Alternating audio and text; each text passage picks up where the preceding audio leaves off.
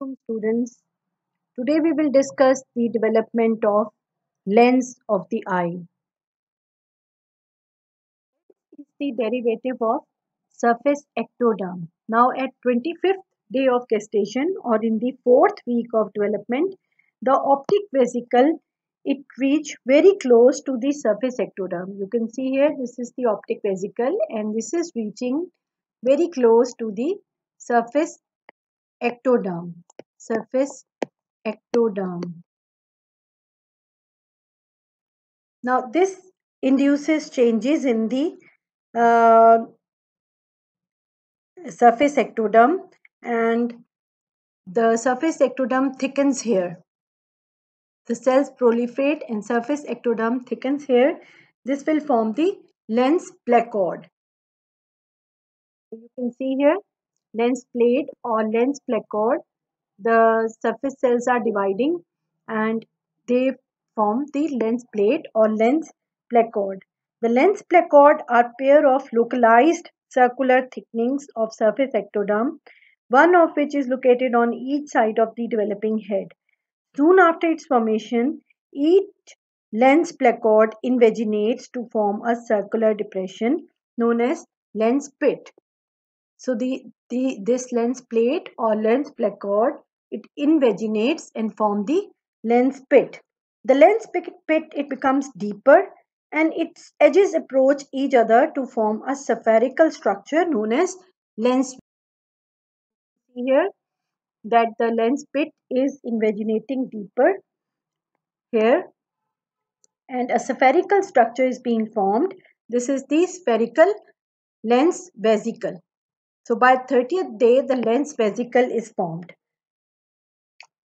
During the 5th week, the lens vesicle loses its connection with the surface ectoderm. Here is the surface ectoderm, and the lens vesicle has lost its connection with the surface ectoderm.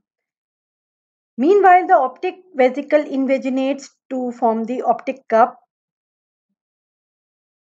While the optic vesicle is invaginating to form the optic cup. Here you can see the lens vesicle is formed. After being detached from the surface ectoderm, the lens vesicle moves into the cavity of the optic cup. Here you can see the lens vesicle has moved into the cavity of the optic cup. Initially, the hollow lens vesicle has two walls, anterior and posterior, and like this is the hollow lens vesicle lined by epithelium all round. So this is the anterior part known as anterior lens vesicle and anterior epithelium, and this is the posterior epithelium. Likewise shown here anterior epithelium and the posterior epithelium. The cells of the posterior wall of lens vesicle elongate and they become columnar in shape as shown in this figure. So posterior wall cells they begin to elongate and form columnar cells like that. These cells keep on elongating in the interior direction until they obliterate the cavity of lens vesicle by the late 7th week. These slender cells filling the cavity of the developing lens lose their nuclei and transform into transparent primary lens fibers. So nuclei they disappear and all nuclei they disappear and the cells they form the primary lens fibers. Primary lens fibers. The anterior epithelium of the lens vesicle does not elongate. You can see here these are the anterior epithelial cells and they do not elongate and they remain as anterior lens epithelium. Those cells of the lens epithelium which are located at the equator, that is the rim of the lens, keep on dividing to produce new cells. So epithelial cells here in the equator region, they keep on dividing to produce the new cells.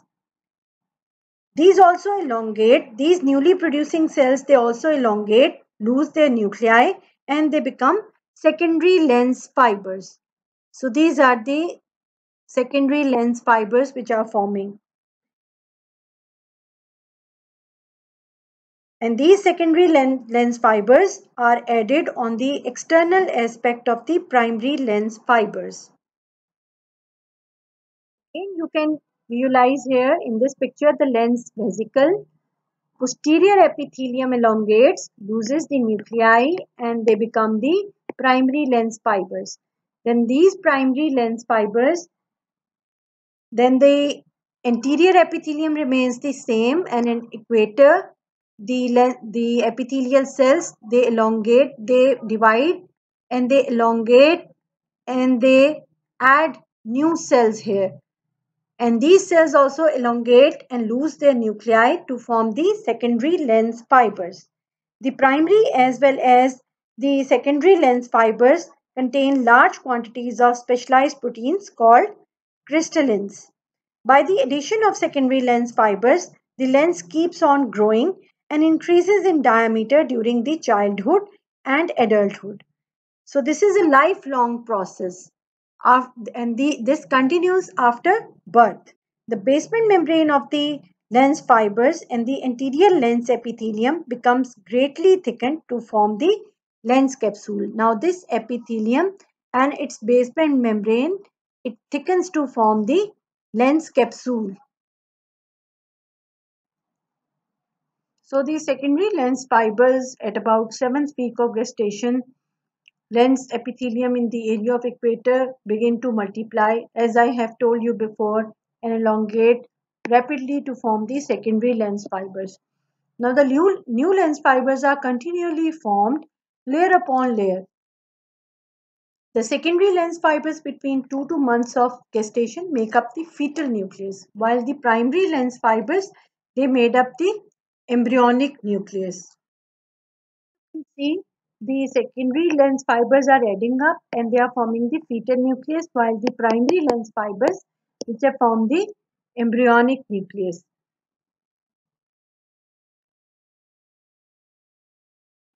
The lens sutures and the fetal nucleus. Lens fibers grows anteriorly and posteriorly. These fibers meet with each other, and this pattern is known as sutures. The Y-shaped sutures are recognizable at about 8 weeks of gestation. An erect Y suture appearing anteriorly, an inverted Y suture posteriorly. During fetal life, Y sutures formed. Later on, pattern of lens sutures become increasingly complex. At birth, lens weighs about 90 milligram and increases in mass at a rate of about 2 milligram per year. This is the Y-shaped suture of the fetal nuclear fibers. The developing lens is surrounded by a vascular mesenchymal layer called the tunica vasculosa lentis.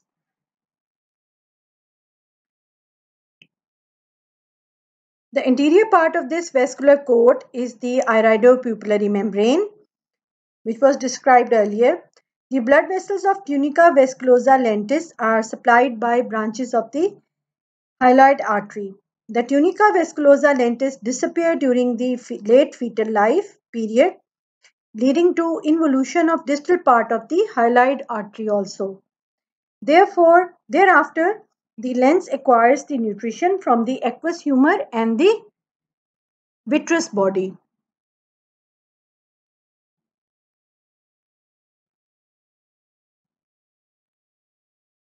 Here in this diagram, it can be seen that hyaloid artery is supplying branches to the developing lens.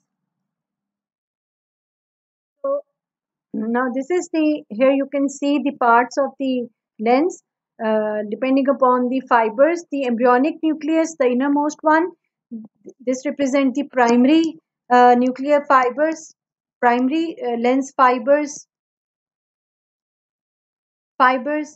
the fetal nucleus, which represent the secondary lens fibers, and then infantile nucleus, which is where the fibers added up in the infancy during first year of life.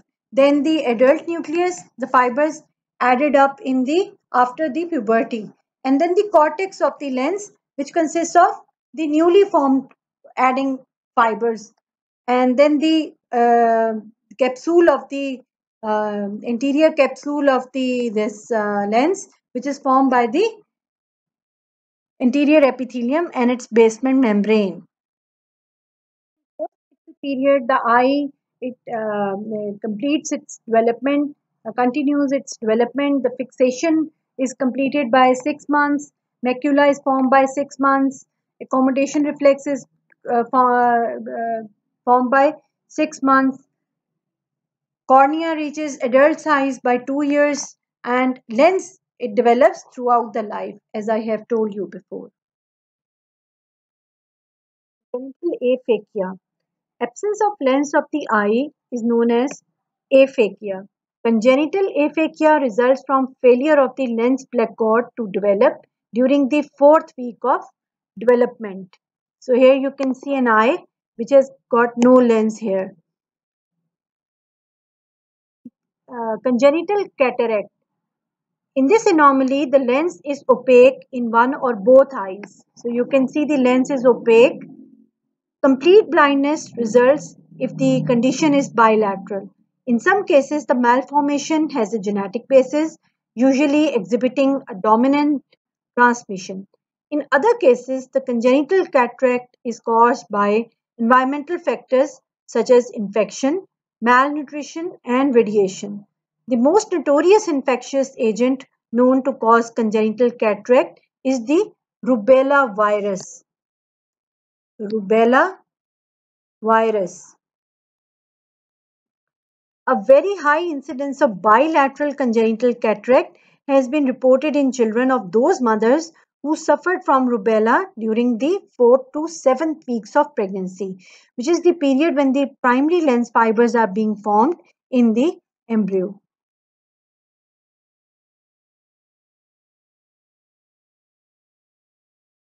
Anophthalmia.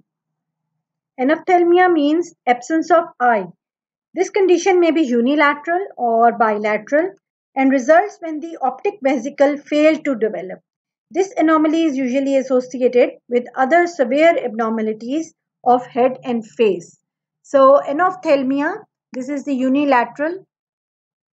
You can see here one eye is formed fully and the other eye is not formed, and it is due to the failure of optic vesicle to develop. Microphthalmia. This term implies small eye, and this condition can also be unilateral or bilateral. Some cases of microphthalmia have a genetic basis and are inherited as autosomal recessive or sex-linked traits. In such cases, microphthalmia is usually associated with other craniofacial defects. However, microphthalmia, also called the microphthalmos, mostly occur as an isolated anomaly.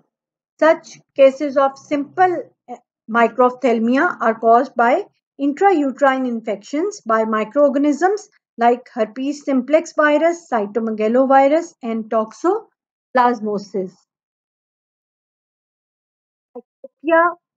In this extremely rare anomaly, the two eyes are fused to form a single median eye.